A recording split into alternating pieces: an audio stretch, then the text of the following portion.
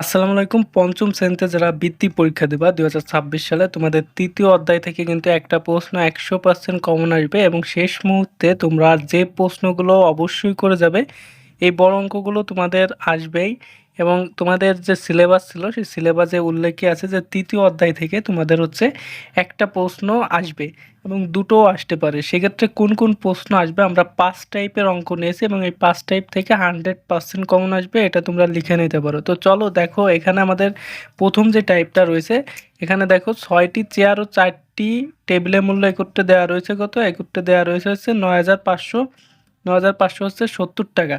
এরপর একটি চেয়ারের মূল্য যদি ৬২৫ টাকা হলে হচ্ছে একটি টেবিলের মূল্য কত, এই রকমের একটা অঙ্ক তোমাদের হচ্ছে বইতে দেওয়া রয়েছে। ঠিক একই টাইপের আর একটা অঙ্ক রয়েছে কি ১২টি প্লেট এবং ২০টি কাপের মূল্য একত্রে ৩,৯২০ টাকা, একটি কাপের মূল্য ১৪৫ টাকা হলে একটি প্লেটের মূল্য কত। আর একটা অঙ্ক তোমাদের বইতে দেওয়া রয়েছে ২টি গরু এবং ৩টি ছাগলের মূল্য একত্রে ৪৫,০৮০ টাকা, একটি ছাগলের মূল্য ৪,৫৬০ টাকা, একটি গরুর মূল্য কত।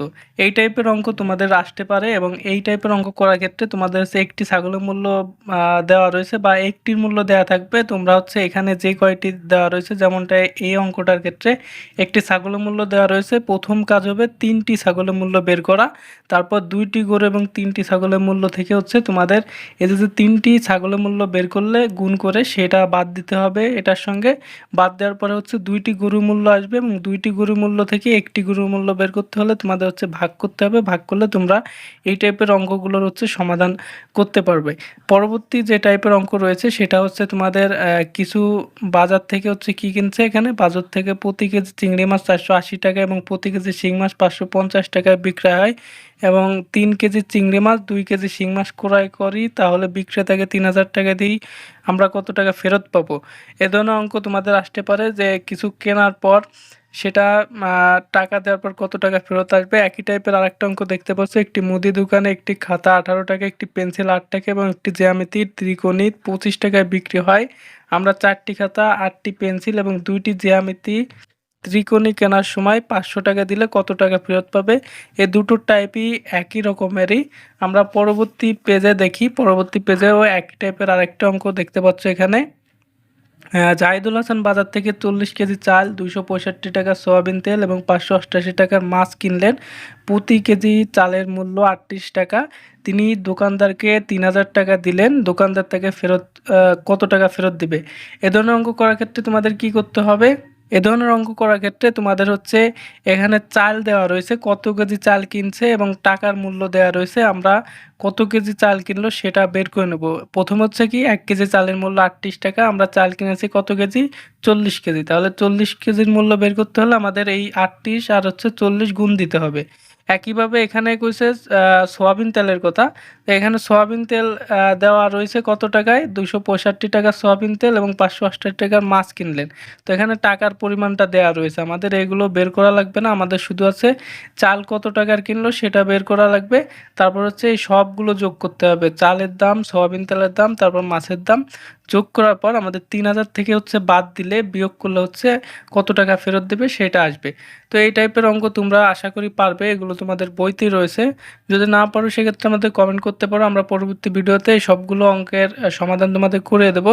আর একটা দেখো, পরবর্তী যে টাইপের অঙ্ক রয়েছে সেটা হচ্ছে আলতাফ সাহেবের মাসিক বেতন ৯,৮৭০ টাকা, প্রতি মাসে তিনি ৩,৮০০ টাকা বাসা ভাড়া বাবদ এবং হচ্ছে কি ৫,৬৫০ টাকা পরিবারের প্রয়োজন বাবদ খরচ করে অবশিষ্ট টাকা তিনি ব্যাংকে জমা রাখেন, তিনি বছরে কত টাকা ব্যাংকে জমা রাখেন।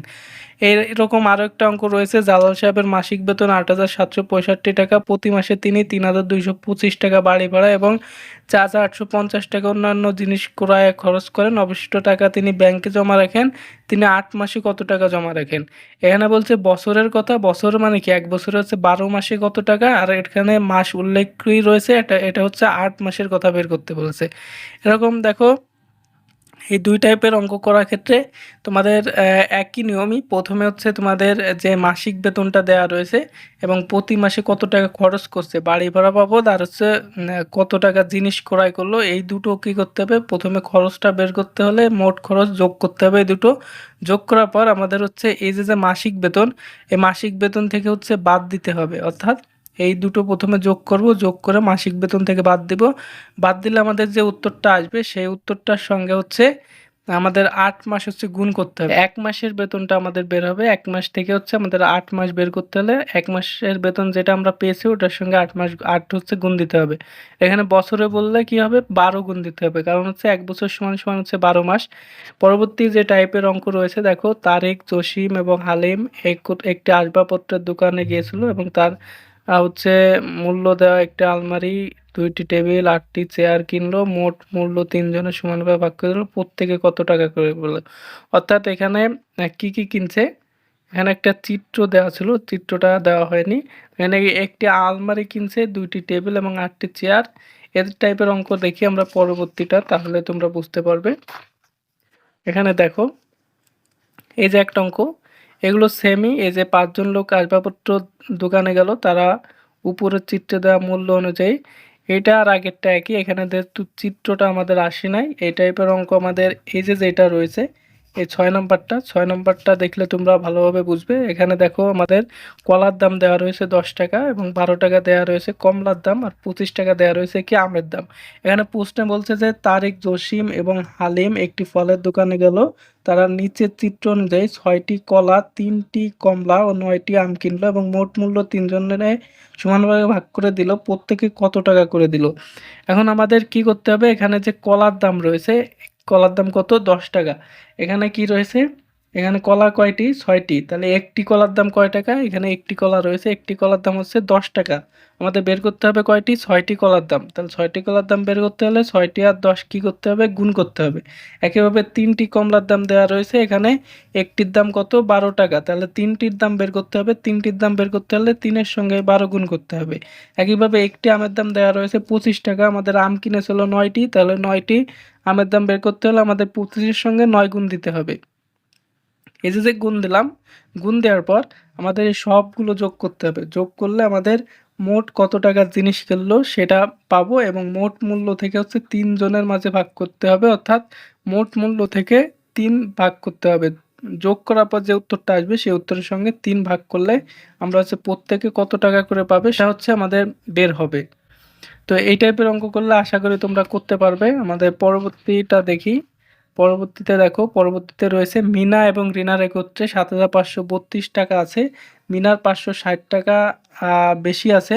মিনা এবং রিনার প্রত্যেকে কত টাকা আছে? একইভাবে মলি এবং রাজুর একত্রে ৮,৫৮০ টাকা আছে। রাজুর অপেক্ষায় মলির ৪৮০ টাকা কম আছে। মলি এবং রাজু প্রত্যেকে কত টাকা আছে? তো এই টাইপের অঙ্ক তোমরা বইতেই পাবে এবং তোমরা আশা করি পারবে। এর পরবর্তীটা ও আমাদের অন্য একটা টাইপ রয়েছে, ফরিদা এবং ফাতেমার বেতন একত্রে ১৯,৯৫০ টাকা। ফরিদা অপেক্ষা ফাতেমা ২,৪৫০ টাকা বেশি পায়।